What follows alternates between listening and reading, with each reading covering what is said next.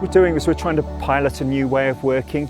Engagement in the past has tended to be we pay farmers, land users a sum of money to deliver certain output. At the end of that funding period, we have no mindset change, we've got no sustainability. So what we're trying to do is have an approach modelled on an international example in the Catskills in the USA, where they've been successfully controlling water quality through catchment management for the last 30 odd years. And it's about empowering the farmer and land user, giving them the opportunity to improve the outcomes they want to see for their business or their interests, but also deliver for water quality as well.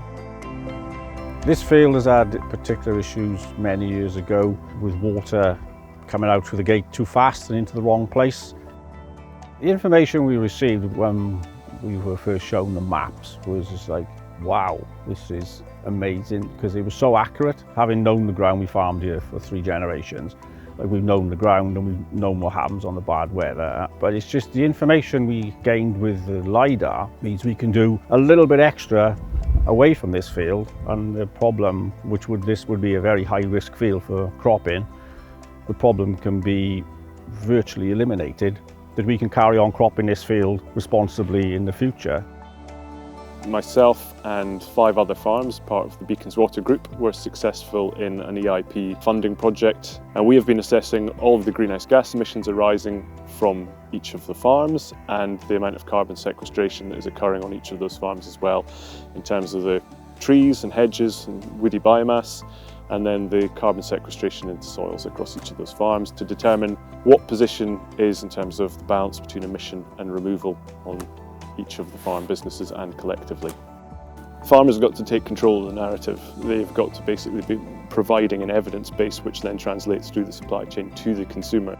So I think that's the big opportunity here, is to make sure we've got something that is evidence-based, that can tell that positive story, that shows that we are producing lower emissions food, that we're doing that in an environmentally sympathetic way, that we're adding to the value of the environment around here. Newton Farm is situated about 5 miles east of Brecon in the Usk Valley. The River Usk is quite a challenge to us as far as managing floodplain grassland. We've got quite a few kilometres that run with the Usk, and flooding is very challenging. So one of the main reasons we're trying to protect the riverbank is to try and hold on to our soils and stop the soils and the bank eroding into the river, and we're basically losing land. So the more stabilisation we can get in the banks, the better for us. And also, when it comes to flooding, as these trees mature, you'll be able to slow the flow down and hopefully protect our land, and at the same time you're protecting water quality. The next issue will be grazing livestock. So we're trialling this year now some no-fence collars. So those will be put on the cattle's necks, and you'll create a virtual fence line, and then as the cattle get closer to the riverbank, they'll have a vibration and a noise which will keep them off the bank and then protect the river, the water, and also stop them straying across the river to neighbouring farms. The weather station itself is equipped with lots and lots of sensors, all with a solar panel backup. It's sending live data, millions a second going up into the cloud, and this is lifetime feed data that can be accessed by anybody in the world. Using the evidence of this weather station, it's just liberating really. Being an organic farmer, we don't have a limitless supply of nutrients, so what little nutrients we have, we make sure that they're effectively placed at the right time. And the evidence based on these soil sensors here, the ground temperature probes and the weather data, gives us that evidence to make sure that we are putting the nutrients on at a time when the ground can accept them and the plant can use the nutrients. So it's effectively saving us money because we're getting better use of the resources, but making sure that we're compliant also with Welsh Government and evidencing that.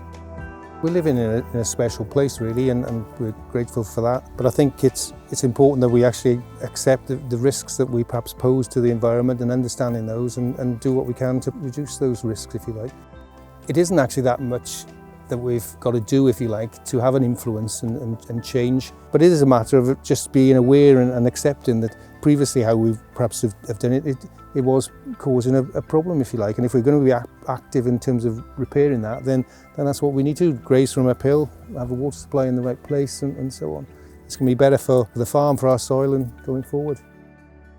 In terms of the facilitation part, it's so important that that contribution from Welsh Water is really helpful in terms of making the group work and making things happen, if you like, because without that facilitation role, I don't think we'd be meeting and doing things as proactively as we are, really.